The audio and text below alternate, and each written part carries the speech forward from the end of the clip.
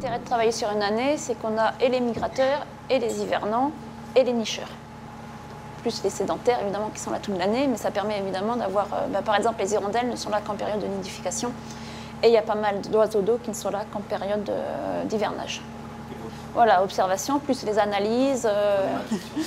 Enfin, donc oui, notre rôle à nous, c'était de faire l'étude, et puis de faire toutes les observations, le nombre d'individus, le nombre d'espèces, et ensuite de conclure et sur l'intérêt des différentes parties du site et sur les différentes mesures de gestion qui seraient favorables de mettre en place pour favoriser les espèces observées et les espèces non observées. Parce que par exemple, le petit gravelot, on ne l'a pas observé en 2010, on sait qu'il nichait auparavant et on sait également que son milieu a été détruit suite à des aménagements et donc effectivement une des mesures serait de remettre en place un milieu favorable. Alors les premières mesures, c'est de maintenir déjà ce qu'il y a en état. Ça paraît facile, mais maintenir des friches, souvent c'est très difficile pour les collectivités locales qui ont énormément de projets. Et puis c'est des milieux qui paraissent peu intéressants, alors que c'est souvent les milieux les plus riches. Donc maintenir les friches, maintenir les différents faciès de friches qu'on a sur le site et qui font la richesse du site au niveau des friches. De la même manière, maintenir les étangs, maintenir les berges, les quelques berges de Seine qui sont encore favorables à la biodiversité. Sur les étangs, ce qui pourrait être intéressant, c'est de diversifier un petit peu le faciès des étangs. En augmentant les parties en roselière, par exemple, et en recréant des vasières et des gravières qui existaient auparavant, là où nichaient de petits gravelots et qui ont été détruites pour favoriser la pêche ou d'autres mesures. D'autres mesures, c'est sur les boisements. Il faut vraiment garder les boisements anciens.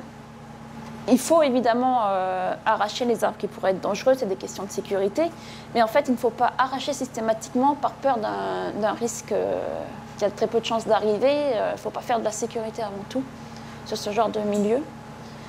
Donc, boisement ancien. D'autres mesures tout simples, il faut éviter de polluer, éviter d'utiliser les pesticides, même dans la gestion des milieux naturels, ça se fait aussi. Sur les friches, il y a énormément de déchets. Donc ça passe évidemment par le ramassage, mais aussi par la communication avec les habitants qui viennent déposer ces déchets. Voilà. D'autres mesures de gestion, c'est de limiter les espèces invasives. Là aussi, ça passe par la lutte physique, on va dire, arrachage pour pas mal de plantes, capture et remise en animalerie pour d'autres. La tortue de Floride, par exemple, qui est présente sur le site, qui est échappée de captivité.